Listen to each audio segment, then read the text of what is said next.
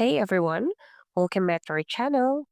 In this video, I will be showing you how to know if someone is invisible on Discord.